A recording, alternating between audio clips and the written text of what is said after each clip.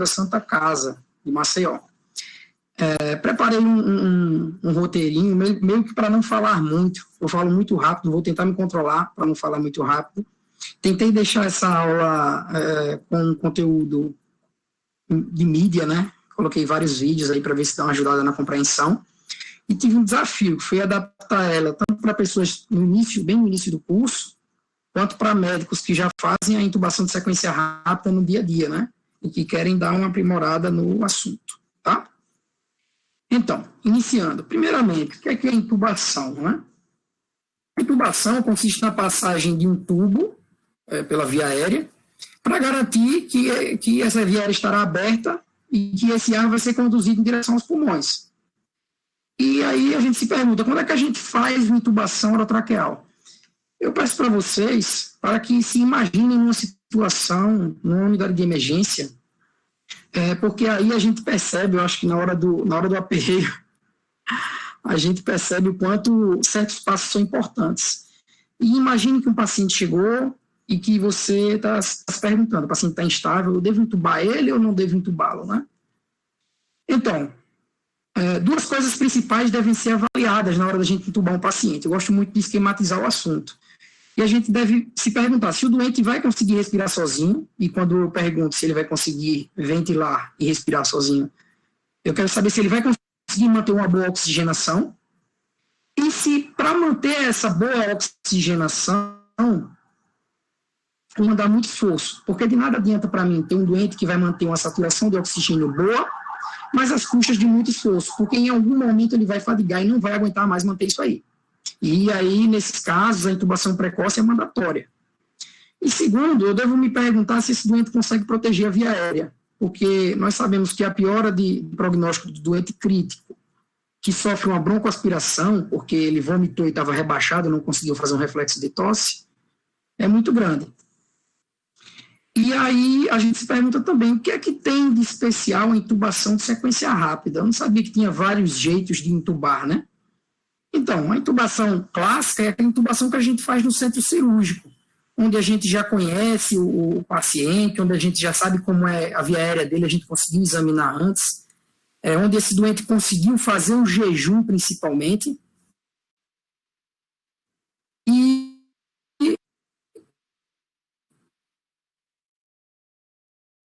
a gente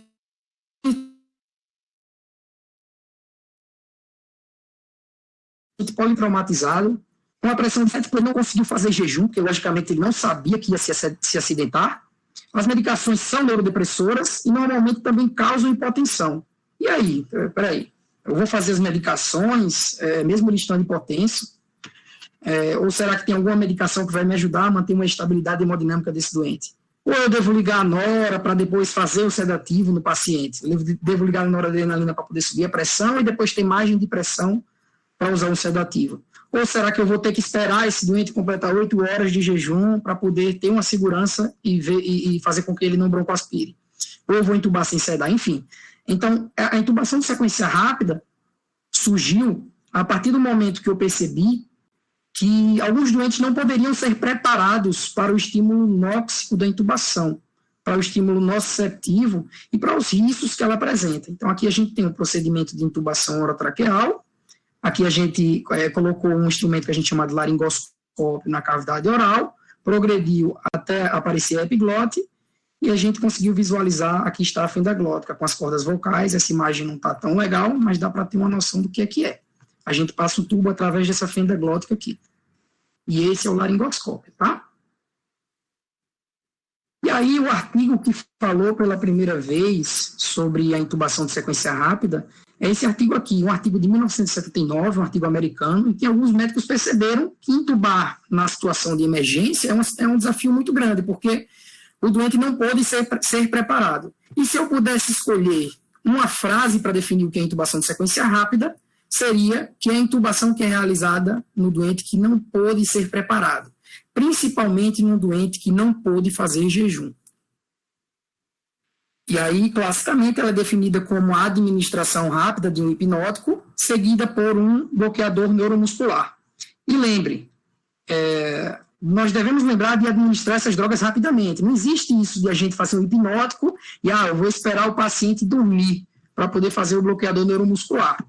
Isso não pode ser feito. A gente precisa da ação dessas drogas o mais rápido possível, a partir do hipnótico em direção ao bloqueador neuromuscular.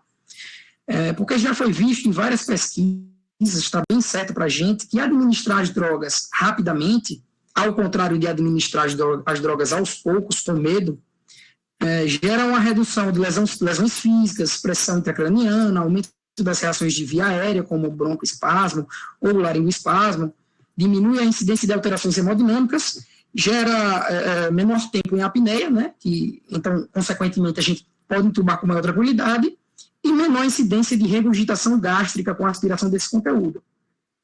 E aí eu fiz uma divisão do estudo em 7 passos que já são bem conhecidos, que são os 7 passos da intubação em sequência rápida. O primeiro passo é a preparação, onde a gente prepara o material para intubar e escolhe as drogas que serão usadas. A pré-oxigenação, em que a gente vai criar uma reserva de oxigênio no pulmão desse paciente para a gente intubar com calma. Fabrício, mas não é só botar na máscara de oxigênio e esperar saturar 100%? Não, vocês vão ver posteriormente que o conceito de pré-oxigenação envolve bem mais do que isso. E que esse é um conceito salvador, principalmente para quem acabou de se formar, para quem ainda está inseguro, para quem ainda tem medo de intubar. O terceiro passo é o pré-tratamento. Nesse passo, a gente vai ver que a intubação de sequência, a intubação orotraqueal, possui um estímulo nóxico monstruoso, um estímulo gerador de dor e de resposta autonômica monstruoso. A gente já sabe, já está muito mais do que certo, muito mais do que conhecido, de que o estímulo associado à passagem, à introdução do laringoscópio e passagem do tubo orotraqueal é o maior estímulo nóxico, o maior estímulo autonômico do período perioperatório. Ou seja, é nesse momento que o paciente, caso estivesse acordado, sentiria maior dor, inclusive maior do que a incisão cirúrgica, maior do que a exéresis do órgão, e é o período também que o paciente ativa mais as suas vias autonômicas, e o momento em que ele libera mais cortisol, todo o período pré-operatório. E aí é nesse pré-tratamento que eu uso as medicações que eu chamo de medicações anjo da guarda. São as medicações que vão evitar que o doente que já está lascado, o doente que já está instável, sofra o famoso pisão no pescoço, pisão da misericórdia, né? Eu acho que vocês já devem ter ouvido falar alguma vez de um médico que disse: mas eu entubei o paciente e foi só entubar, ele parou. Na maioria das vezes, esses doentes não param por pura coincidência, mas sim por alguma alteração da condução da intubação de sequência rápida. Depois vai vir a paralisia com indução, que é aqui que começa a ação. Eu injeto as drogas para fazer o paciente dormir e travar toda a musculatura do corpo dele. Posiciono bem o paciente, parece não ser muito importante, mas vocês vão ver que muda totalmente a nossa intubação. Posiciono o paciente e tomo os cuidados pós-intubação.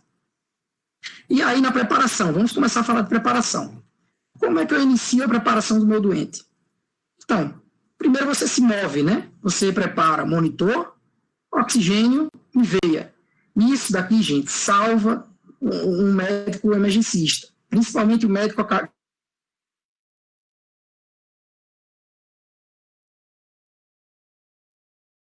Você percebe que ele está pálido e pergunta: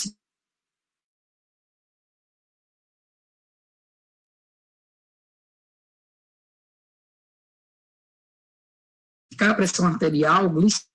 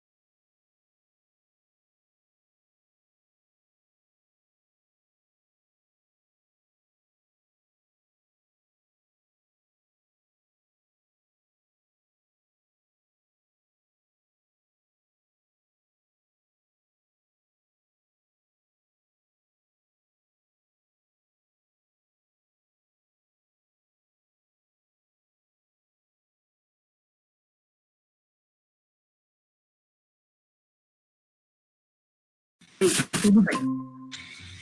Deixa eu retornar.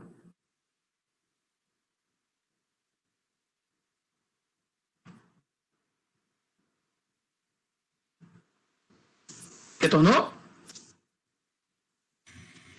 Pronto, agora retornou. Pode continuar. Então, falando do que é a pré-oxigenação, que é quando a gente objetiva desnitrogenar o pulmão. Então, a gente sabe que o ar atmosférico é composto por 78% de nitrogênio. O que a gente quer fazer é formar uma reserva de oxigênio e ocupar esse espaço do nitrogênio com oxigênio no pulmão. E no caso da intubação de sequência rápida, lembrando, a gente não ventila o paciente. Com o AMBU, a gente não consegue ter uma noção de quanto de pressão que a gente manda para a via aérea. E se essa pressão ultrapassa 30 centímetros de água, que acontece muito facilmente, nós da anestesia conseguimos controlar, mas no AMBU não dá para controlar, o ar é enviado para o estômago e aumenta a chance de regurgitação de conteúdo gástrico. E aí já falamos que é importante, porque um adulto bem pré-oxigenado consegue ficar vários minutos sem respirar, mantendo uma boa oxigenação. E por último, e também não é só inspirar na máscara até 100% de saturação de O2, não é só fazer isso, porque quando a gente pré-oxigena um doente e ele adquire 100% de saturação de O2, a gente garante mais ou menos, assim que a gente chega a 100% de saturação, uma pressão arterial de oxigênio de cerca de 100 a 120. A gente sabe que a pressão arterial de oxigênio boa vai de mais ou menos 80 a 120 milímetros de mercúrio. No entanto, no momento que eu quero formar uma reserva, eu tenho que ter valores bem maiores. Lembrem que quando a gente satura 100%, que a gente percebe no oxímetro, o que está saturado em 100% de oxigênio é a hemoglobina. E o que a gente precisa saturar e encher de oxigênio é o pulmão. A gente não consegue monitorizar só por aqui. Então, nós temos um esquema para fazer essa pré-oxigenação. Como é que eu faço? Eu ventilo o paciente com um fluxo de 8 litros por minuto, num equipamento de bolsa-válvula-máscara, que é aquele que a gente conhece como AMBU, por 3 minutos. Isso é o suficiente. Isso é o suficiente para gerar uma reserva de oxigênio no pulmão do paciente. Só que a gente se pergunta, às vezes eu não tenho 3 minutos para pré-oxigenar um paciente. 3 minutos é muito na emergência. E aí surge esse artigo. Esse é um artigo indiano, publicado em 2015, em que os médicos selecionaram 2 grupos. Um grupo A, eles consideraram que acoplar uma máscara à face de um paciente e deixar um fluxo de 5 litros por minuto por 3 minutos seria suficiente para desnitrogenar o pulmão. E eles compararam com o grupo B, em que eles colocaram um fluxo de 10 litros por minuto, só que agora eles pediram para o paciente inspirar o máximo que conseguiam e expirar o máximo que conseguiam. E aí, o que a gente percebe, eu não vou me prolongar nos dados espirométricos, que eu tinha colocado essa imagem aqui, mas vamos tentar explicar assim. Quando eles compararam o grupo A, que eram pacientes que respiravam em um fluxo de 5 litros por minuto, continuamente, né, com a respiração normal, com o grupo B, que era o grupo em que os pacientes eram solicitados que respirassem inspirando ao máximo e expirando ao máximo com o dobro do fluxo, a gente percebeu que o grupo B teve melhores resultados em termos de pressão arterial de oxigênio. Esses pacientes de grupo B apresentaram 439 milímetros de mercúrio contra os pacientes do grupo A, que faziam a pré-oxigenação convencional deles. E também, além disso, os pacientes do grupo B demoraram cerca de 7 minutos para dessaturar a 90% de oxigênio. Lembrando que eu esqueci de falar, esses pacientes do grupo B, eles eram solicitados para inspirar ao máximo e expirar ao máximo 8 vezes em 60 segundos. Então, nós diminuímos o tempo de pré-oxigenação de 3 minutos, num fluxo de 5 litros por minuto, para 1 minuto em 8 inspirações, com o paciente com fluxo de 10 litros por minuto. E o grupo B obteve melhores resultados. Então, isso é um ótimo resultado para a gente, que muitas vezes não tem tempo para pré-oxigenar bem esse paciente. E aí, isso acontece porque quando a gente inspira profundamente, a gente recruta alvéolos que estavam subventilados. Nós sabemos que tem alvéolos, principalmente na base do pulmão, que devido ao peso do pulmão, sofrem o que a gente chama de microtelectasia, eles se fecham. Quando a gente força um pouco, quando a gente inspira com um pouco mais de força, a gente tem o recrutamento desses alvéolos. Então, como eu tinha falado anteriormente, os pacientes que são pré-oxigenados, eles permitem um maior tempo de apneia até que sejam intubados, sem que dessaturem. Então, a gente percebe que um adulto normal demora até 8 minutos, 7 minutos, para dessaturar abaixo de 90%, se ele for bem pré-oxigenado. E isso varia um pouco. Na criança, ela tende a desaturar mais rápido, ela chega a 90% de saturação em cerca de 4 minutos, e no adulto obeso, ele satura em cerca de 3 minutos, 2 minutos e meio, a menos de 90%.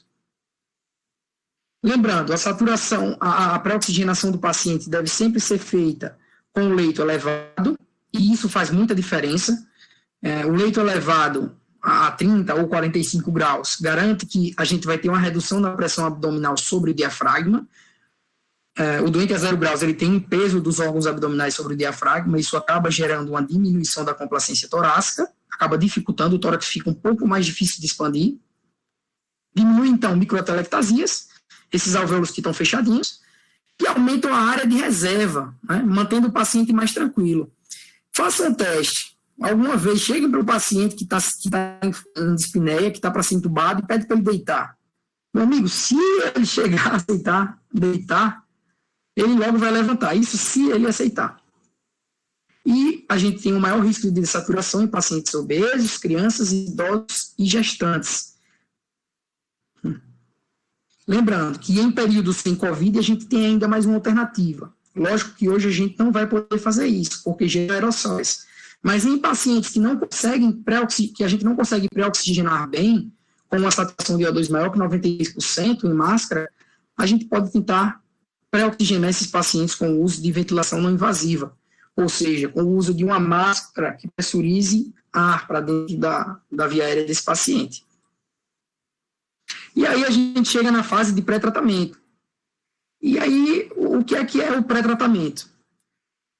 O pré-tratamento, para a gente entender para que serve, a gente precisa entender quais são os efeitos das drogas indutoras e da laringoscopia no meu paciente. Lembrem, as drogas indutoras mais utilizadas, como o midazolam e o propofol, elas geram hipotensão. A laringoscopia, por outro lado, gera uma resposta autonômica importante, que pode consistir numa bradicardia, mais comum em crianças, ou num ataque cardíaco, que é mais comum nos adultos. Isso gera a hipotensão com a taquicardia, uma baixa pressão de perfusão cardíaca, um alto consumo de O2 miocárdico, e isso acaba me gerando problemas, porque é um doente que já está com a pressão, muitas vezes, 7/3. Aí eu chego e faço midazolam nesse doente, muitas vezes vai acontecer desse doente parar, mas muitas vezes mesmo. É muito comum de a gente ter uma síndrome chamada de choque pós-IOT, choque pós-intubação orotraqueal. E aí, essas medicações devem ser feitas 3 minutos antes da indução. Ah, Fabrício, mas você disse que era para a gente fazer uma droga atrás da outra. Não, preste atenção. A gente vai fazer o hipnótico, seguido do bloqueador neuromuscular, rapidão, um atrás do outro. Mas o pré-tratamento, idealmente, deve ser feito 3 minutos antes da indução. Mas lembrem, nem todos os pacientes precisam disso. Nem todos os pacientes, na verdade, vão ter chance de ter um pré-tratamento. Por exemplo, tem doentes que chegam gravemente hipotensos e instáveis. Que esses doentes aí, vocês vão ver que as drogas que a gente usa protegem reações pulmonares e cardíacas, principalmente associadas à hipertensão, e muitas vezes o doente está com a pressão 7/3 e está bastante dispneico. A gente não vai ter tempo a gente não vai ter 3 minutos para fazer uma droga para evitar que a pressão dele vá lá para cima. Então, nesses casos, a gente vai fazer o hipnótico, vai fazer o bloqueador neuromuscular e vai fazer a laringoscopia do doente. A gente não teme tanto a hipertensão nesses doentes. E aí, quais são essas drogas, né, que a gente faz uso? Quando pensar, são 2 drogas principais, tá? São a lidocaína e o fentanil, básico. Não tem com que se estressar. As primeiras drogas que eu vou usar na intubação de sequência rápida são as drogas do pré-tratamento. Quando pensar em lidocaína, pense em pulmão. Quando pensar em fentanil, pense em coração. Vamos combinar assim, tá certo? A gente vai ver por que eu estou pedindo isso. Eu coloquei essas imagens aqui para que vocês percebam. que a lidocaína que a gente usa é aquela que a gente usa para suturar o paciente. É a mesma, só que sem vasoconstrictor, por favor. Se a gente fizer com vasoconstrictor, esse doente vai estar cardizado. E o fentanil é essa ampola aqui que a gente usa, certo? Na lidocaína, nós, então, como eu falei anteriormente, quando a gente pensa em lidocaína, a gente pensa em pulmão. Então, a gente vai tender a usar a lidocaína em pacientes que tendem a ter broncoespasmo, tosse ou laringoespasmo, como um paciente que chega com a crise de asma ou um paciente com a crise de DPOC, doença pulmonar obstrutiva crônica, a doença do fumo, né? A dose de lidocaína que a gente usa é de 1 miligrama por quilo. Não tem dose mais fácil que essa aqui, certo? E a dose, a gente sabe que a concentração mais comum de lidocaína que a gente encontra é de 20 miligramas para cada ml. Se a gente for usar essa concentração, para um paciente de 50 quilos, a gente vai usar 3,5 ml. E essa lidocaína pode ser associada ao fentanil, caso o paciente precise também de uma proteção cardíaca, inclusive na mesma seringa. Um pouco d'água.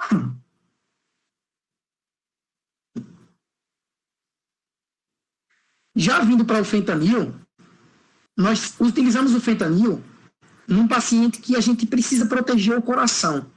Então, imagine um paciente que chegou infartando, ele está hipotenso, o coração dele está mal perfundido, as coronárias estão mal perfundidas, e a gente sabe que o estímulo da intubação gera taquicardia, gera aumento da pressão arterial, o que a gente não quer nesses pacientes.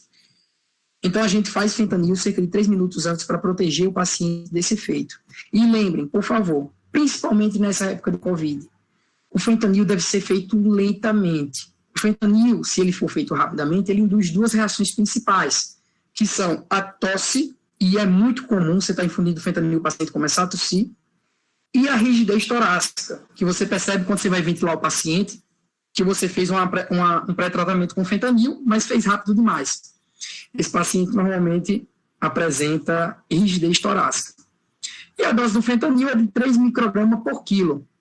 Como a apresentação do fentanil mais comum é de 50 microgramas em cada ml, se a gente tem um paciente com 50 quilos e a gente usa 3 microgramas para cada quilo, a gente vai usar no paciente de 50 quilos 150 microgramas. 150 vezes 3, 50 vezes 3 igual a 150. A gente vai usar 3 ml.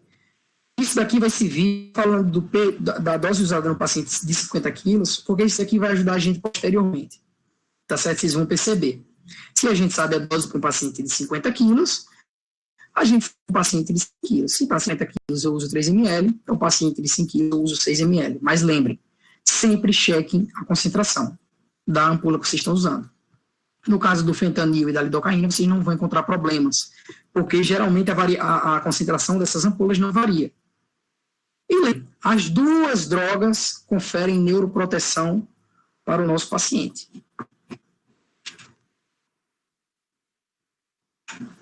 E aí, por último, a gente tem essa tríade aqui.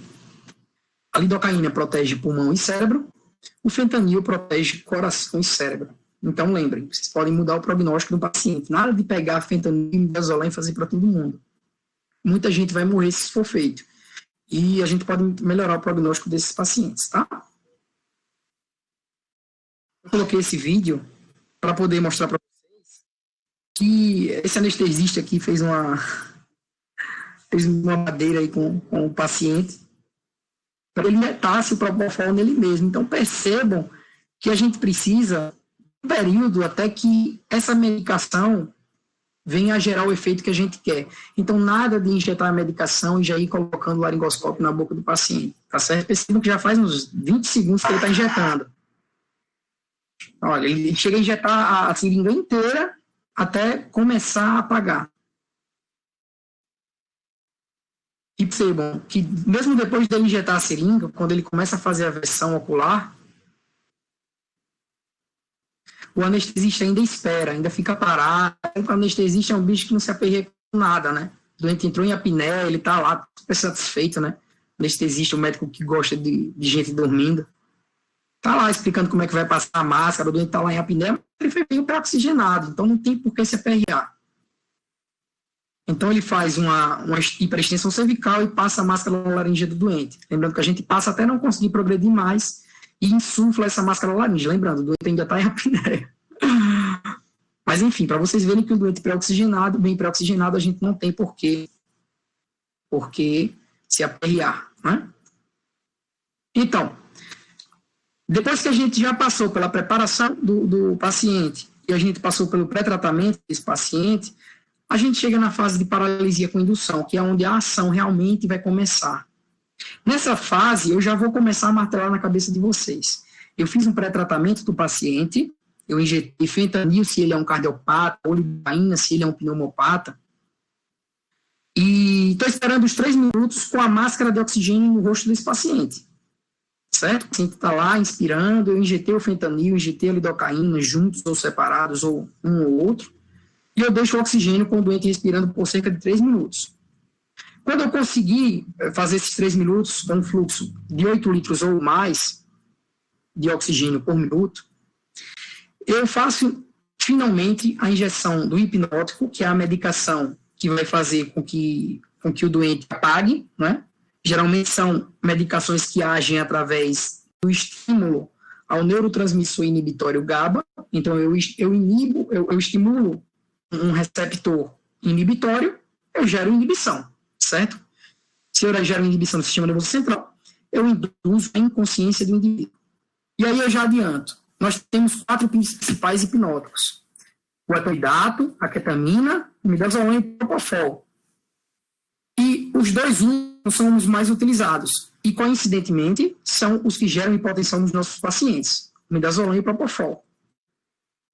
E os principais bloqueadores neuromusculares, que são as drogas que devem ser feitas imediatamente na infusão do hipnótico, ou seja, eu não vou esperar o paciente dormir para poder fazer, são a succinilcolina e o rocurônio. São os 2 bloqueadores neuromusculares que podem ser feitos na intubação rápida. Lembrando que existe uma diferença entre os 2. A succinilcolina é despolarizante e o rocurônio é adespolarizante. Vocês vão ver o que é que isso quer dizer, tá certo? A gente vai entender que na junção neuromuscular, para que o músculo se movimente, a gente tem que ter a liberação de acetilcolina, que vai se acoplar nos receptores chamados receptores nicotínicos na junção neuromuscular. E aí, as 2 medicações, a succinilcolina e o rocurônio, agem ocupando espaço nesse receptor. A diferença é que a succinilcolina ocupa o receptor e o despolariza, e o rocurônio só faz raiva para a acetilcolina que queria ocupá-lo, certo? Por isso que também ele é chamado de receptor competitivo. E aí vamos começar falando um pouco aqui dos anestésicos venosos, tá certo?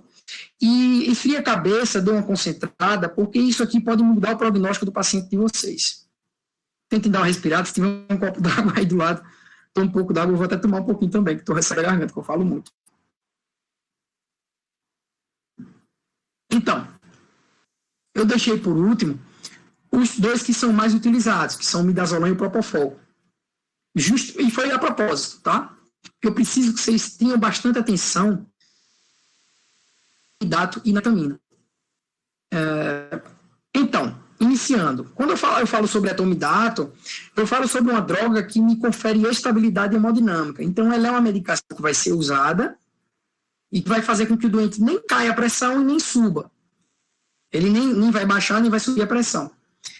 Existe um risco, ainda debatido na literatura, de insuficiência adrenal, já que o etomidato é conhecido por inibir uma enzima chamada 11-beta-hidroxilase. Então, o paciente tem uma redução na produção de cortisol após o uso do etomidato. É uma droga que diminui o metabolismo cerebral e mantém a pressão de perfusão cerebral, então isso é ótimo para a gente. Normalmente é um paciente que está hipoperfundido, é um paciente que está hipotenso, né? Então, se eu tenho uma droga que não baixa a pressão e ainda economiza a minha função cerebral, isso é excelente. E lembrem, gente, a infusão do propofol do etomidato é bastante dolorosa. Então, tanto para o etomidato quanto para o propofol, que a gente vai ver mais adiante, é prudente que a gente faça a lidocaína antes, pelo menos 1 miligrama por quilo, na dose convencional que a gente tinha visto anteriormente. Em qual situação que a gente usa o etomidato? O etomidato é a droga clássica da intubação em sequência rápida. Se vocês pegarem um paciente que precisa de estabilidade hemodinâmica, não tenham medo de usar, mas eu nunca usei, queria ver alguém usando. Não, gente. Está no livro, vocês têm embasamento teórico. Peçam para fazer etomidato. Vocês vão ver posteriormente, vamos falar sobre as doses. Se o paciente precisa de estabilidade hemodinâmica, não façam midazolam, não façam propofol. E o principal uso do etomidato é no choque no politraumatizado. Você pode até falar, mas por que não só no choque do politraumatizado? No choque associado à sepse, por exemplo, eu não uso, não? Ou no choque cardiogênico, por exemplo. Então, o choque no paciente politraumatizado é um choque em que eu, geralmente, o objetivo não subir a pressão arterial. Porque se eu subir a pressão arterial, é um paciente que normalmente está sangrando, eu tenho um aumento do sangramento.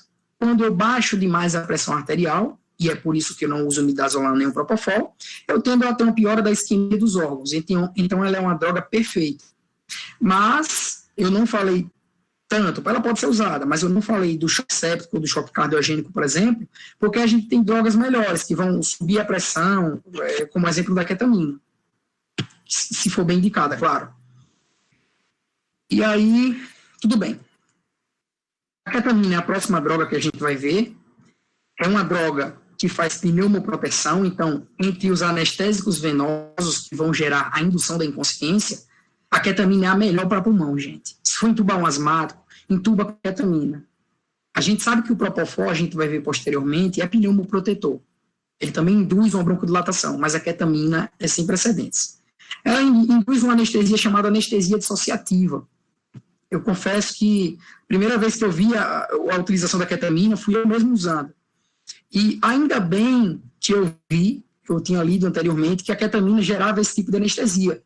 Porque enquanto o propofol, o dormonide, o etomidato, eles fazem o doente dormir com o olhinho fechado, bonitinho, a ketamina é uma coisa feia da gota. Você injeta a ketamina, daqui a pouco o doente trava o olho aberto e ele está dissociado. Ele não está vendo nada, não está percebendo nada, é como se fosse um estado vegetativo vigil, tá? É uma droga liberadora de catecolaminas, e isso explica, então, por que ela é broncodilatadora, né? Se a gente estimula receptores adrenérgicos, receptores de adrenalina, a gente abre o brônquio e a gente estimula o aumento da pressão arterial, porque a gente fecha a periferia, a gente fecha os vasos da periferia e estimula o coração a bater mais forte. Então, é uma droga que causa hipertensão.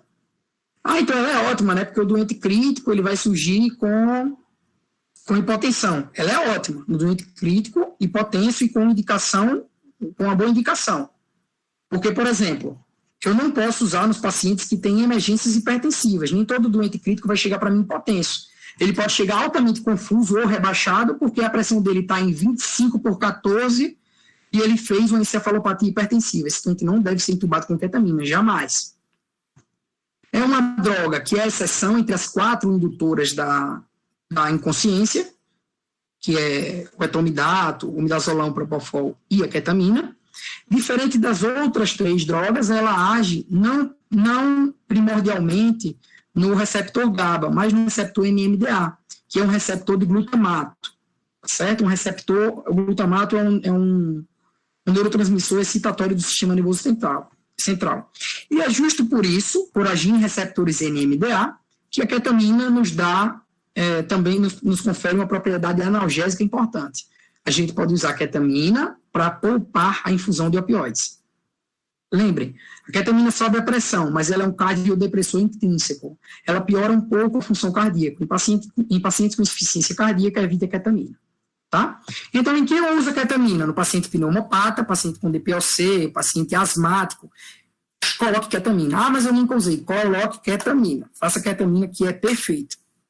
Além disso, essa medicação também é ótima para uma situação clínica muito frequente, que é quando a gente pega altamente dispineico. Imagine essa situação clínica. Imagine como é desesperador. Você pega um doente bem dispineico, ele está sentado lá, não quer ser pré-oxigenado, e você não consegue nem colocar a máscara no rosto dele, porque a sensação é sufocante. Você se pergunta, meu Deus, como é que eu vou fazer? Que conduta eu vou tomar aqui? Então, a ketamina, a gente pode fazer metade da dose antes, para que o doente entre em um estado de dissociação da consciência.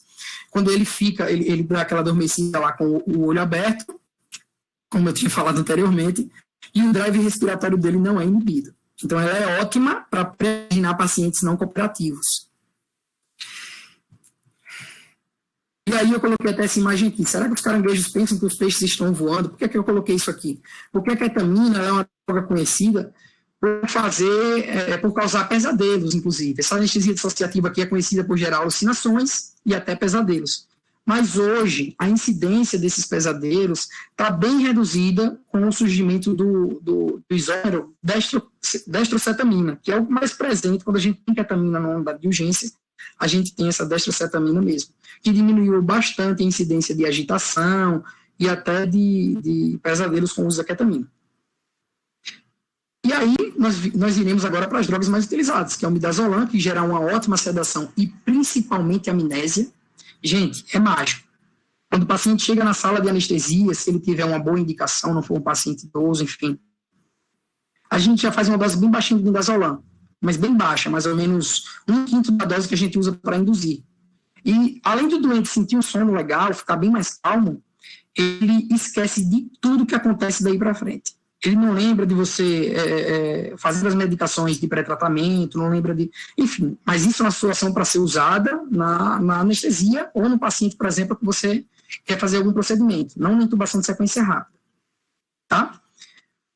Ele gera uma sedação e amnésia, mas gera hipotensão e é um ótimo neuroprotetor. É uma droga que é usada nas crises convulsivas super refratárias, quando a gente já usou o diazepam para parar uma crise convulsiva, a gente usa uma fenitoína, usa um fenobarbital, não melhorou, a gente pula para o midazolam ou até para o propofol. São duas drogas bem excelentes em neuroproteção. E por último, o propofol, né? O propofol, que é outra droga bastante usada junto do midazolam, mas que causa também hipotensão, tem uma infusão dolorosa, então lembre, sempre que eu for fazer etomidato ou propofol, lidocaína antes, 1 mg por quilo na veia. O doente reclama. É um depressor cardíaco intrínseco, deve ser evitado em doentes cardiopatas, certo? Ele pode gerar até um edema agudo de pulmão, ou uma disfunção cardíaca, mesmo uma síndrome de baixo débito. Ele é uma droga pneumoprotetora e neuroprotetora, não chega a ser tão pneumoprotetora quanto a ketamina. A ketamina faz muito mais broncodilatação.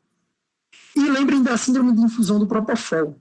Quando a gente faz propofol em altas doses por mais do que 72 horas, o doente pode cursar com hiperlipidemia, acidose e arritmias cardíacas. Lembrando, as 3 drogas, tirando o midazolam, ou seja, o etomidato, o propofol e a ketamina, elas têm um efeito mais fugaz.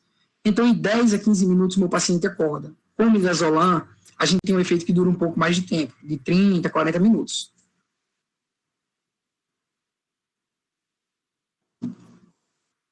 Então, não tem um momento mais conveniente para falar sobre isso. Evite o choque pós-intubação orotraqueal. Através do racionamento do uso de drogas indutoras. Então, evite propofol e midazolam para todo mundo, principalmente se o doente estiver hipotenso. Evite que o doente pare logo após a intubação, que não seja por uma coincidência, mas sim por um uso indevido dessas drogas. Então, evite isso.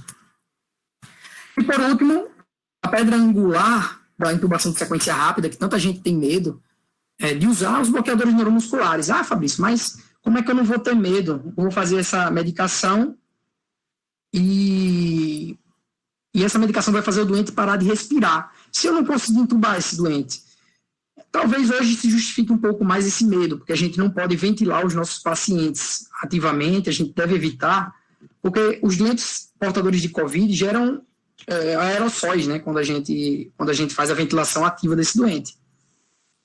Mas lembre que sempre que vocês não conseguirem intubar um doente, vocês ainda têm a opção de ventilá-lo, com pressão positiva. E já foi estudado, já foi percebido que a intubação de sequência rápida sem o uso do bloqueador neuromuscular, ainda que o doente pare de respirar, gera muito mais danos do que com o uso do bloqueador. Então, como é que eu faço o uso desse bloqueador neuromuscular?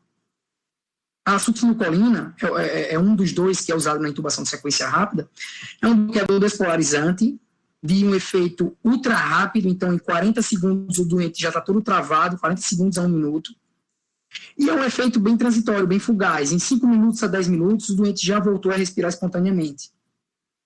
Qual é a contraindicação para a succinilcolina? Gente, vamos tentar entender. A succinilcolina é um bloqueador despolarizante. O que acontece com o canal de sódio, aliás, com a célula, quando eu despolarizo essa célula? A entrada de sódio e, subsequentemente, com a repolarização, tem a saída de potássio.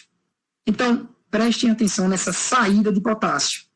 Quando eu uso succinilcolina, eu estou tendendo a ter uma hipercalemia. Eu libero muito potássio de dentro da célula. Num paciente normal, lembrando que o potássio ele vai de 3,5 a 5,5 mEq por litro. Isso é o normal do ser humano. Quando eu uso succinilcolina num paciente normal, eu libero cerca de 1 mEq por litro. Eu aumento a concentração sanguínea cerca de 1 mEq por litro. Isso não muda tanta coisa. Já no doente neuropata ou no doente grande queimado, eu tenho uma proliferação de alguns receptores chamados receptores extrajuncionais. Esses receptores eles ficam mais tempo abertos e liberando potássio quando eles são estimulados. Então, se eu pegar um doente que é neuropata ou um doente grande queimado após a fase aguda, ou seja, depois que eles fizeram a hiperproliferação desses receptores, que eu despolarizo, esses receptores ficam muito tempo abertos e pode ocorrer a liberação pode ocorrer um aumento da concentração sanguínea de até 7 mEq por litro de potássio, 7 a 10 mEq por litro de potássio. E condenar o doente à morte, certo? A gente sabe que o íon potássio é um dos mais perigosos quando surge um distúrbio hidroeletrolítico no nosso corpo, certo? Outras contraindicações são nos esmagamentos e na doença renal crônica. Por quê, Fabrício? Na doença renal crônica, porque é um doente que dificilmente libera potássio, ele retém potássio, o rim dele tem defeito e acaba não conseguindo fazer essa eliminação. Então, é um doente que já tem um potássio limítrofe, um potássio alto. E nos esmagamentos, porque são doentes que sofreram uma citólise maciça, ou seja, as células foram quebradas. A gente sabe que a gente tem muito mais potássio dentro da célula do que fora da célula. Chega a ter 50 vezes mais potássio dentro da célula do que fora. E aí a gente vai ver o doente aqui, né? A última ficar rindo potássios quando a gente usar succinilcolina e ele não tiver indicação. Né?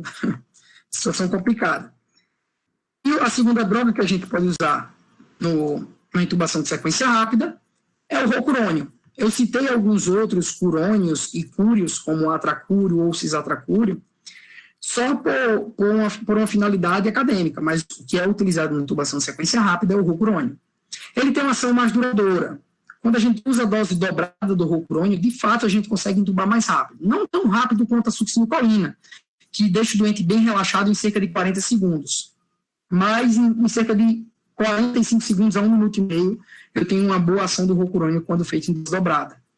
Porém, ele, ao contrário da succinilcolina, que dura cerca de 5 a 10 minutos, o efeito dele dura até 40 minutos. Lembrem, ele é um bloqueador neuromuscular não despolarizante, e isso é muito interessante para a gente, porque o doente que tem risco de ter um potássio alto, ele vai ter problemas com esse bloqueador neuromuscular, ele não despolariza o receptor ao qual ele se liga, ele só faz raiva à acetilcolina. Ele se liga lá no receptor, impede a acetilcolina de se ligar, e aí o músculo não contrai. E é um bloqueio reversível com drogas, certo?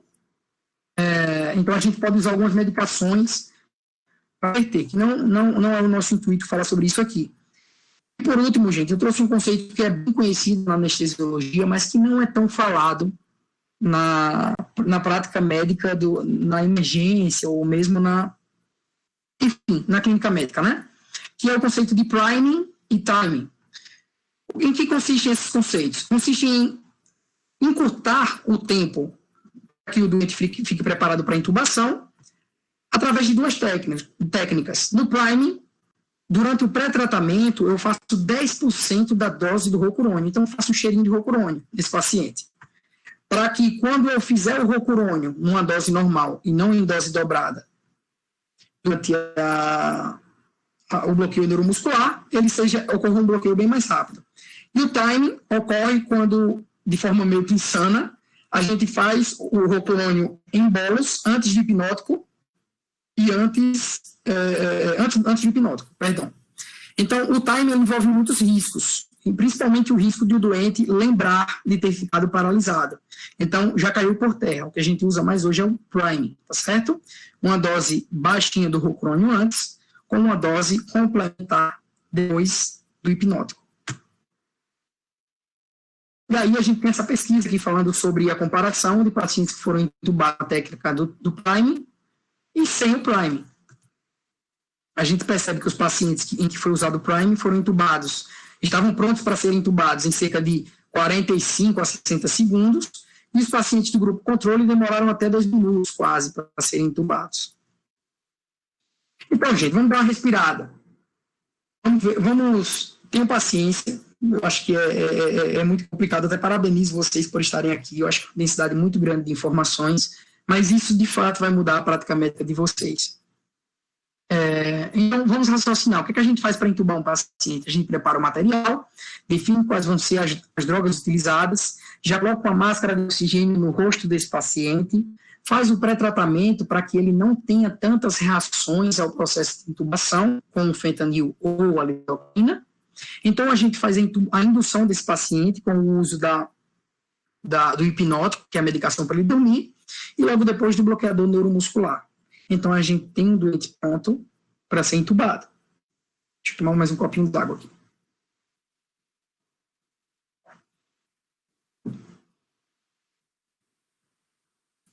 Então, vamos discutir aqui rapidinho. Quais as drogas que eu escolho em um paciente que está hipotenso? Eu escolho ketamina ou etomidato. Lembrem, a gente vai evitar fentanil, por quê? Porque a gente não precisa proteger esse doente de uma hipertensão gerada pela laringoscopia. Fentanil pode não ser utilizado nesse paciente. O midazolam e o propofol também devem ser evitados, porque eles geram hipotensão. Então, eles podem gerar uma parada cardíaca nesse paciente. E a medicação indicada é a ketamina, que sobe a pressão, ou o etomidato. No paciente em broncoespasmo, lembrem, lidocaína, eu lembro logo de pulmão. No pré-tratamento eu posso usar lidocaína ou fentanil. Lidocaína me lembra de pulmão, fentanil me lembra de coração. Então, lidocaína deve ser usada nesses pacientes. Ela protege a via aérea dessa hiperreatividade. A ketamina é uma droga boa para induzir e também faz pneumoproteção. É aceitável a gente usar propofol como hipnótico no doente com broncoespasmo grave, já que ele é pneumoprotetor, mas não tanto quanto a ketamina. Na emergência hipertensiva, aí sim eu passo a usar uma droga que mantém a pressão do doente, como etomidato, ou que baixa a pressão dele, como o propofol midazolam. Aqui eu posso usar com tranquilidade. E uso o fentanil também para que o doente não taquicardize nem faça um pico hipertensivo durante a laringoscopia. E eu evito a ketamina. Lembre da sobrepressão, ela faz uma liberação adrenérgica.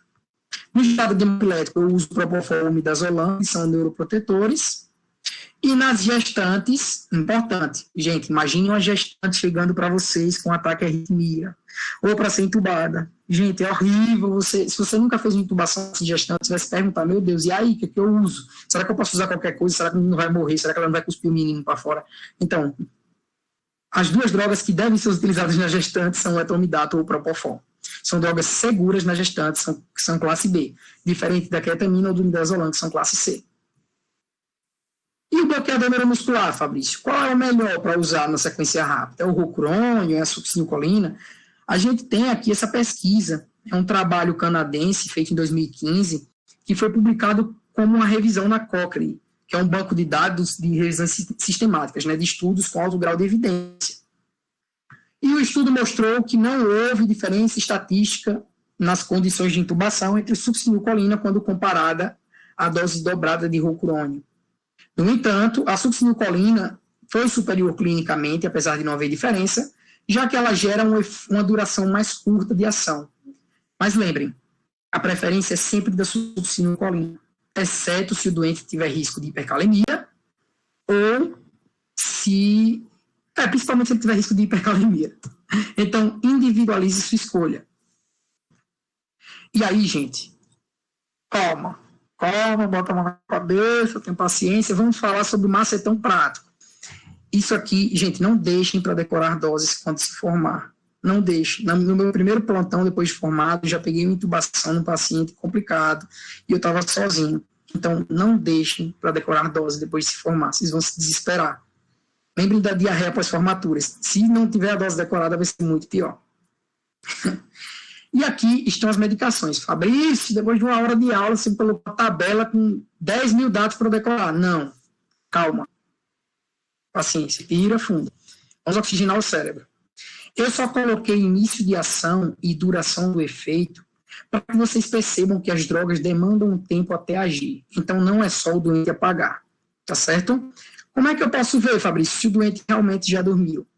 Puxa a pálpebra do doente e dá um toquezinho com a luva bem de leve na região da esclera, na região branca do olho. Se esse doente não piscar, provavelmente esse doente já está pronto para intubação. E o que eu devo aprender aqui nessa tabela? O ideal é que a gente tivesse a noção disso tudo. Mas o que é mais urgente para a gente aprender é o seguinte: aprenda a apresentação de cada ampola e a dose prática para um paciente de 50 quilos. Fentanil e lidocaína, a gente não precisa ter tanto aperreio e decorar a apresentação, porque a apresentação que a gente vê na urgência é essa aqui mesmo. Mas o Propofol, ele pode ter uma... Perdão, é isso mesmo. O Propofol, ele pode ter uma ampola com 10 mg por ml ou uma ampola com 20 mg por ml. Então, tenha noção de qual ampola você está usando. E o midazolam, ele pode ter uma ampola de 5 mg para cada ml ou uma ampola com 1 mg para cada ml. E eu gosto de falar de coisas boas que aconteceram, mas também de coisas ruins que aconteceram. Já aconteceu comigo de pedir para fazer midazolam para um paciente em ml, logo no começo, e eu falei, o paciente tem 50 quilos, vamos fazer 3 ml para esse paciente. E fazia o midazolam e ficava lá acordado, e meu Deus, esse cara não é possível, não vai dormir de jeito nenhum, aí faz mais 3 ml, fez mais 3 ml, aí deu um soninho nele, enfim. Então, lembrem, gente. Vamos aprender que existem várias apresentações, tá certo? E aí, como é que a gente aplica esse macete na prática? Decorem a dose para o paciente de 50 quilos. Você sabendo a dose para o paciente de 50 quilos, você vai saber a dose para um paciente de 100, para um paciente de 70. Então, se eu tenho que usar 3 ml de fentanil num paciente de 50 quilos, no paciente de 100 quilos eu vou usar 6 ml. E no paciente de 70 eu vou usar mais ou menos 4 ml. Fabrício, mas não pode ser mais ou menos? Pode. O fentanil ele tem uma margem de dose que vai de 2 a 5 microgramas por quilo. Esse macete aqui usa essas doses, que são doses intermediárias de uso de cada droga, certo? Então eu recomendo que, de verdade, de coração, aprendam isso aqui. Início de ação e duração do efeito, dane-se, por enquanto, lógico. Deem prioridade para a apresentação e para a dose prática. Aqui estão as 4 ampolas, eu mesmo dei foto do fentanil, da lidocaína, do propofol e do midazolam. Aí até me perguntaram uma vez, Fabrício, mas eu vou fazer a lidocaína, os professores fazem um medo da gota na gente, falam, aspire antes de injetar o anestésico local, você pode gerar intoxicação anestésica. Também não é assim, gente. A lidocaína é uma droga bem segura para ser feita em via endovenosa. Esse medo do anestésico local se dá por anestésicos usados na anestesiologia, que são a ropivacaína e a bupivacaína, que são anestésicos altamente cardiotóxicos, certo? Mas para a lidocaína, não. Tomar mais um pouco de água. Vocês estão me vendo. Não sei se dá para me ver ou se dá para ver sua apresentação, mas enfim.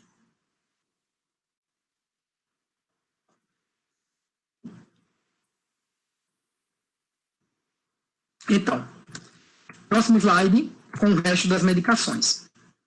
Nós temos aqui, então, as drogas que faltaram, que é a ketamina. Mesma coisa, gente. Tenham noção da apresentação e noção da dose prática. Eu não vou perder mais muito tempo falando sobre essa tabela, porque eu acho que ela é muito mais... Ela vai ser muito melhor vista se vocês pararem para raciociná-la. E comecem, de fato, a imaginar um paciente chegando para vocês enquanto vocês usariam. Querem uma dica? Quando encontrar o povo na rua, olhe para a cara do povo assim e pense, rapaz, para esse cabo aí eu ia usar 4 ml de fentanil. Sabe? Fique entubando o povo assim na mente, sabe? Isso vai ajudar muito vocês. E por último, lembrem que onde eu coloquei asterisco são as drogas que têm mais de um tipo de apresentação. A succinilcolina é uma dessas drogas. Fabrício, por que você colocou todas em concentração por ml e succinilcolina você colocou em miligrama, porque a succinilcolina é um pó que vai ser preparado. Vocês vão mandar diluir em 10 ml de água, tá certo? A partir dessa diluição é que vocês vão fazer o uso dessa droga no paciente. Só que lembrem, a succinilcolina ela tem uma ampola de miligrama e uma ampola de 50 miligramas. Se vocês pedirem para diluir uma ampola de 500 miligramas, achando que é uma de 100, vocês vão fazer uma dose 5 vezes maior, vão gerar uma liberação de potássio 5 vezes maior. Então, sempre peçam a succinilcolina de 100 miligramas. E aí, gente, esse aqui eu acho um macete super valioso. Lá vem mais miligrama por hora, lá vem mais micrograma por hora. Esqueçam isso aqui, micrograma por hora, miligrama quilo hora. Só percebam que são doses bem amplas. Então, eu posso sedar um paciente com uma dose bem baixinha, mas posso usar uma dose bem alta. O que eu quero que vocês aprendam desse slide é o seguinte. Intubou o paciente, fala com a equipe de enfermagem. Você vai colocar 4 ampolas de midazolam num soro de 100 e 5 ampolas de fentanil num outro soro de 100. E vocês vão correr cada solução dessa em bomba de infusão a 10 ml hora. Fabrício, mas que coisa chata, você vai ficar fazendo as coisas assim na doida. Não é na doida, gente. Até que vocês peguem experiência, ou até que vocês tenham essa noção, essa mão, vocês vão ter que pedir para o... Vocês vão estar no momento perder. Então, para fazer isso, e se o doente estiver superficializando a sedação, vocês aumentam o midazolam. Se o doente estiver agitando, vocês aumentam o fentanil, porque provavelmente é dor, vocês têm um senso diagnóstico em relação a isso. Mas coloca os dois para infundir a 10 ml hora. Na maioria dos pacientes, isso já vai dar um conforto, certo? Vocês vão ter que titular posteriormente isso aqui. Não tenham medo de utilizar essas medicações, tá certo? E aí, a gente vai para um momento bem mais tranquilo da aula. Acredito que até então a gente queimou um monte de neurônio aí. Vamos falar de posicionamento do paciente. Eita, negócio chato, Fabrício. Não, calma aí. Vamos ver que tem. Eu coloquei vídeos aqui no meio para vocês perceberem quanto é importante posicionar bem o paciente. A gente precisa, primeiramente, alinhar os 3 eixos da intubação para que a gente tenha uma boa condição de intubação. E quais são esses 3 eixos? O eixo oral, o EO, o eixo faríngeo e o eixo laríngeo. Quando a gente faz a hiperextensão, a gente consegue ver a faringe através da boca e a laringe através da faringe, certo? E lembrem, gente, o coxim é na região occipital. O coxim não é no pescoço, o coxim não é nas costas. A gente não coloca o coxim para induzir uma hiperextensão no paciente, a hiperextensão que a gente vai fazer com a mão. E o coxim é na região occipital para induzir a posição do cheirador, como se o doente estivesse colocando a cabeça para frente para cheirar alguma coisa. Vocês vão ver por que essa posição é tão importante. E lembrem das particularidades no doente obeso. Aí sim, no doente obeso, eu vou colocar um coxim um pouco, para levar um pouco mais o dorso, e um coxim para levar um pouco mais a cabeça em relação ao dorso. Um macete. Deixa o lobo da orelha na altura do externo. Isso vai ser suficiente. E acreditem, isso vai melhorar a intubação da água para o vinho. Olha a diferença de colocar um coxim na região occipital. Eu lembro que quando eu achei esse vídeo, percebam então, quando ele anterioriza a cabeça do paciente, a via aérea se abre para os seus olhos. Eu aprendi isso, não foi nem no vídeo desse, quando o anestesista me mostrou, fui com um paciente quando eu era interno, e ele, olha a diferença, não está com não, né? Agora, olha agora. E aí ele pegou e anteriorizou a via aérea do paciente. É exatamente isso que acontece, gente. Então, coxim no hospital. Vamos entubar o paciente? Vamos. Lembrem de pegar o laringoscópio com a mão esquerda. Pelo amor de Deus, não passem essa vergonha de pegar com a mão direita. Tem gente que entuba com a mão direita. Existem alguns médicos que preferem pegar com a mão direita para introduzir e depois passam para a mão esquerda. Insiram o laringoscópio da direita para a esquerda, afastem a língua para a esquerda. Vocês não podem ver língua desse lado, gente. E então, nós temos que ter um conhecimento da anatomia de via aérea. Lembrando que o objetivo da gente é inserir esse laringoscópio para que ele fique com a ponta aqui na valécula, que é o espaço entre a língua e a epiglote. Isso daqui, gente, para ilustrar, é um corte sagital, tá certo? De uma via aérea de um doente, em que aqui eu tenho a língua, aqui eu tenho a epiglote, aqui eu tenho a região cervical anterior, tá certo? E aqui eu tenho a via aérea do doente, a entrada o ádito da laringe, com toda a laringe dele, certo? É aqui que eu posiciono a minha lâmina Macintosh. Deixa eu, para não me perder, quero falar de cada coisinha. E então, lembrem, gente, quando vocês forem entubar, vocês serão vistos assim, enquanto entubam o paciente de vocês. Alinhem os eixos, não esqueçam de alinhar os eixos. Então, vocês vão pegar a mão esquerda, Maria, quase não sai, falo muito rápido. Vocês vão pegar o laringo com a mão esquerda, introduzir na cavidade oral, e com a mão direita vocês vão empurrar a testa ou a região do topo da cabeça do paciente para que ele faça uma hiperextensão.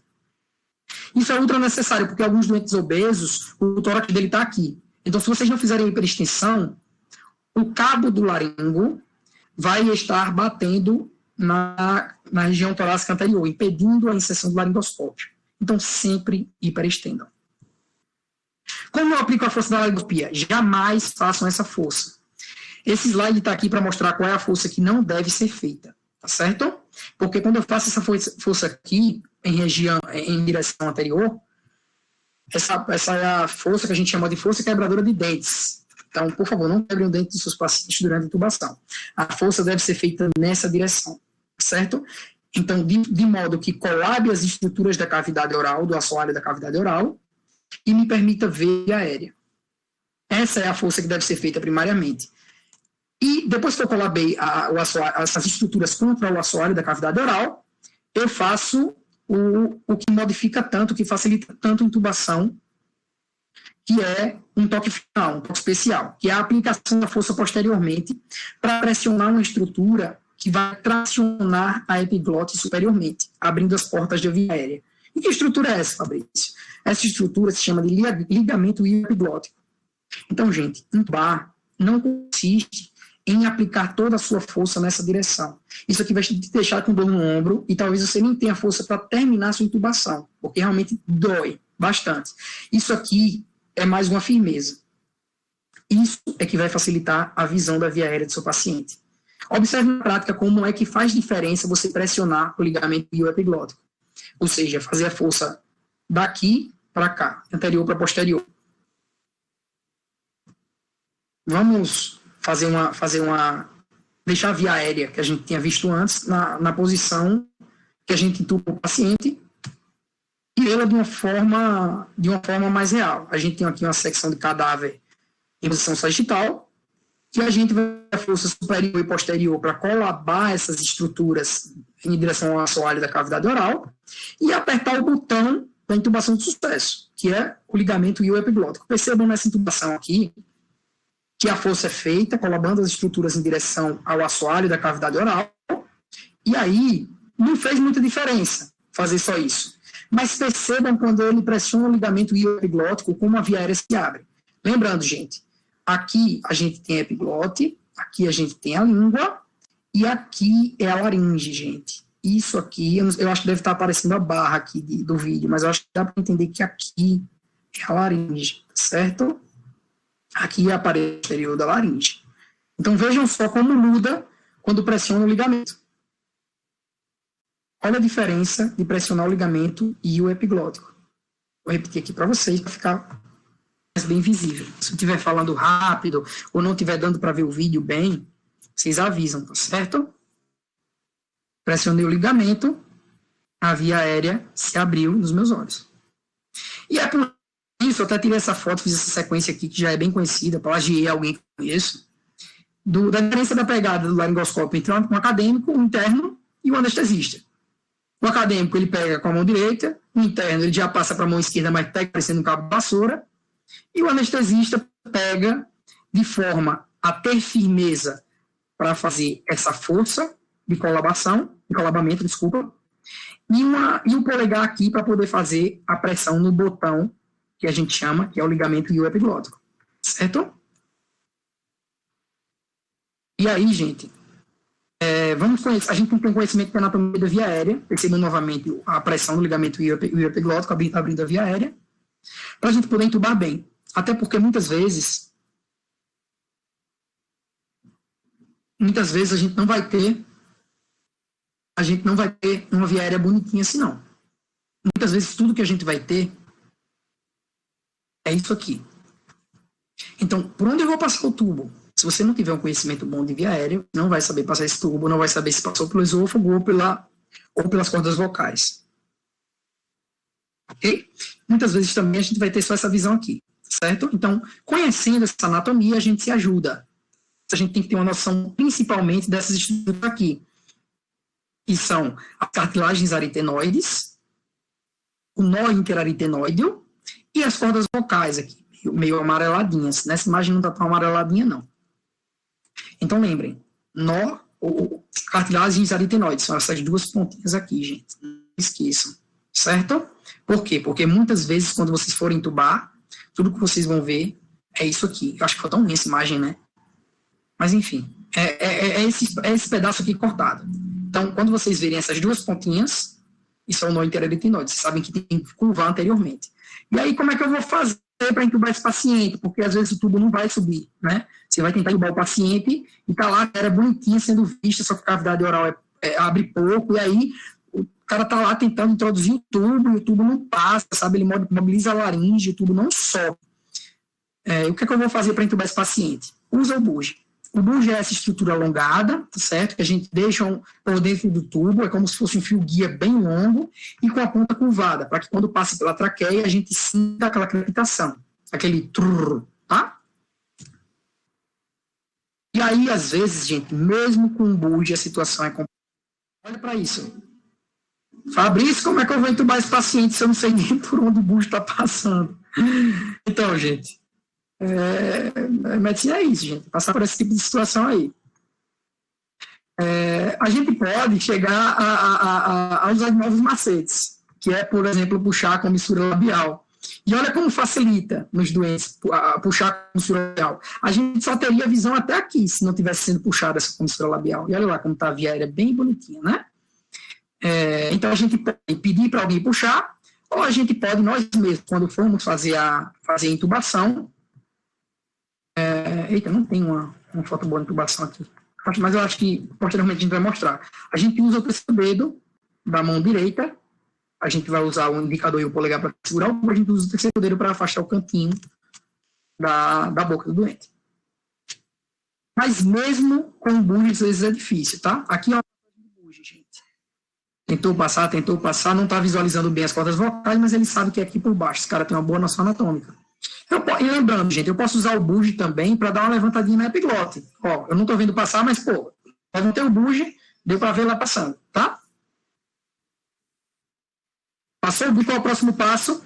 Não solte o laringoscópio. Lembrem, o principal erro ao intubar com buge é soltar o laringoscópio. Segura o laringoscópio como tá, segura o buge e pede para alguém empurrar o tubo. Tá certo? Eu posso também fazer uma manipulação laríngea externa. Olha a intubação com a manipulação laríngea. Isso é alguém pegando na laringe por fora, na região cervical anterior, e empurrando para o cirurgião ver. Isso aqui é diferente, para o cirurgião não, para o médico que está intubando ver. Isso aqui é diferente da manobra de Selick, gente, que eu vou falar posteriormente. A gente vai falar um pouco sobre essa manobra. E por último, gente, uma das últimas instâncias para o médico da urgência e emergência é o uso de videolaringoscópio. A intubação do paciente Cormack-Lehane 4, que é a classificação de intubação mais difícil que tem. Observem aí a intubação com videolaringoscópio.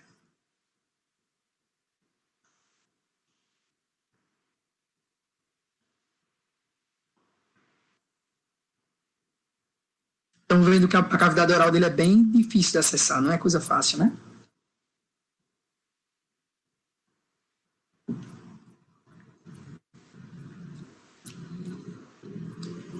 Pronto. Agora, como ele tem a curvatura, a gente molda o tubo à curvatura do videolaringoscópio e insere. Lembrando, insiram sempre com calma, gente. As cordas vocais são muito sensíveis, bastante sensíveis. Não lesiona a via aérea do paciente de vocês. E lembrem, quando vocês aprimoram a intubação de vocês, melhora bastante. Quando eu comecei a residência de anestesiologia, eu achava que tinha uma noção boa de intubação.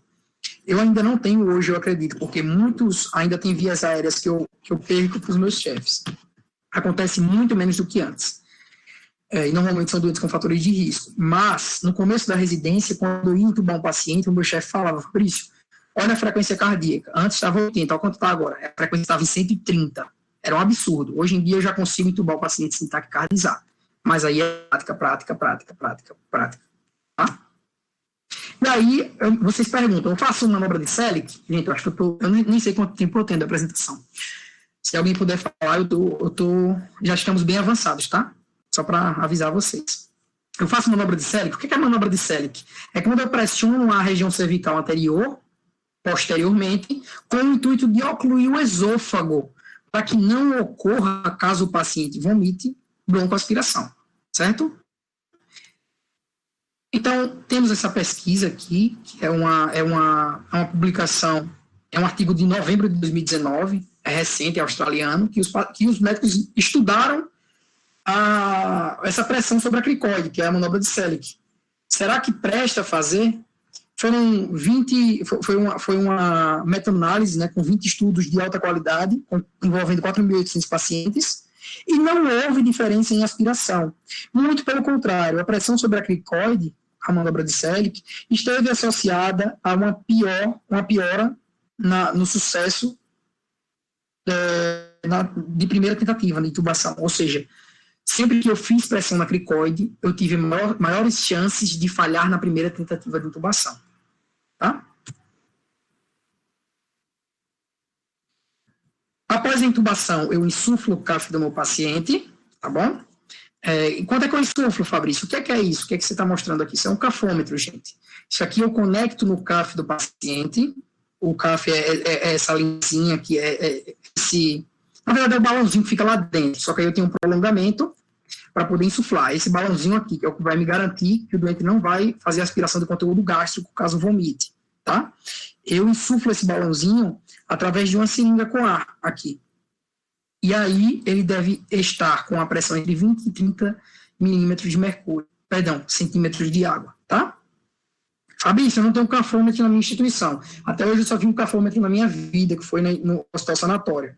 Então, gente, vocês vão aprender quando encher esse dispositivo, palpar essa estrutura, que é a estrutura de insuflação, e perceber se está muito ou pouco insuflado. Porque se esse balão estiver muito insuflado, lembrem, os doentes chegam às vezes a ficar 10 dias entubados, eles podem fazer lesão grave de via aérea, uma lesão isquêmica, tá? Então a gente deve manter uma pressão adequada. E aí, o doente de vocês, depois de intubado, estará assim, com o tubo na via aérea, passando cerca de 1 a 2 centímetros o CAF, balonete das cordas vocais. E aí a gente checa o posicionamento do tubo. A gente ausculta estômago, primeiro, depois pulmão esquerdo, depois pulmão direito. Por que nessa ordem? Porque se eu auscultar no estômago e eu ouvir a presença de ar, eu já tenho que puxar esse tubo imediatamente, não posso perder tempo. Agora, e por que pulmão esquerdo para depois direito? Porque normalmente, quando a gente tem quando seletiva o tubo, quando o tubo vai para um dos brônquios e ventila só um pulmão, geralmente é no pulmão direito. Se a gente tiver disponível, a gente pode usar capnógrafo. Fabrício, como é que eu ligo o capnógrafo? Existe esse capnógrafo aqui que você coloca entre o tubo e entre o circuito de ventilação mecânica, e um capnógrafo mais simples, que a gente vê geralmente nos centros cirúrgicos, que a gente liga um fiozinho transparente, que é esse fio aqui, no filtro do paciente, e é gerada essa curva aqui, que representa a exalação de gás carbônico, que o normal vai de 35 a 48 milímetros de mercúrio de ar expirado na expiração do paciente. Eu estou ficando meio cansado, mas está já terminando, gente, prometo. Então, mas Fabrício, não tem gás carbônico sendo eliminado na minha via digestiva, caso eu entube o esôfago do paciente? Existe, mas não nessa concentração e não fazendo curva, tá? Eu faço também um raio-x para ter certeza, uma radiografia para ter certeza que o doente não tem complicações, o tubo ele deve ficar mais alto, a gente tem aqui a traqueia e a carina bifurcando, o tubo está aqui, ele não deve seletivar nenhum dos brônquios, tá? Deve ficar um pouquinho distante da carina, pelo menos uns 7 centímetros. E lembrem, gente, por favor, o que eu queria deixar de mensagem principal aqui não é nem ensinar a passar um laringoscópio a entubar, porque isso vai ser muito mais experiência que vai dar para vocês. Mas que vocês escolham as drogas utilizadas no pré-tratamento, que vocês pré-oxigenem bem. Essas partes parecem não ser tão importantes quanto inserir o laringoscópio e passar o tubo.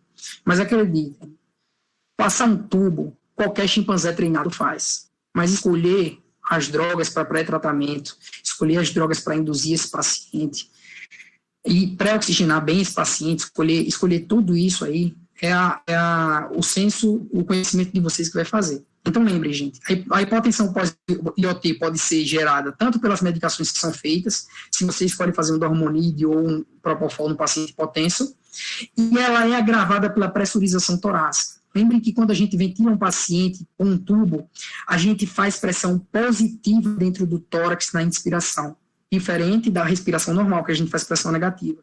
Essa pressão positiva se transmite para as veias cavas da gente, diminuindo o retorno venoso. Se chega menos sangue no coração, sai menos sangue. Eu tenho uma síndrome de baixo débito. O doente que estava hipotenso está ainda mais condenado. Então, não dê asa à cobra.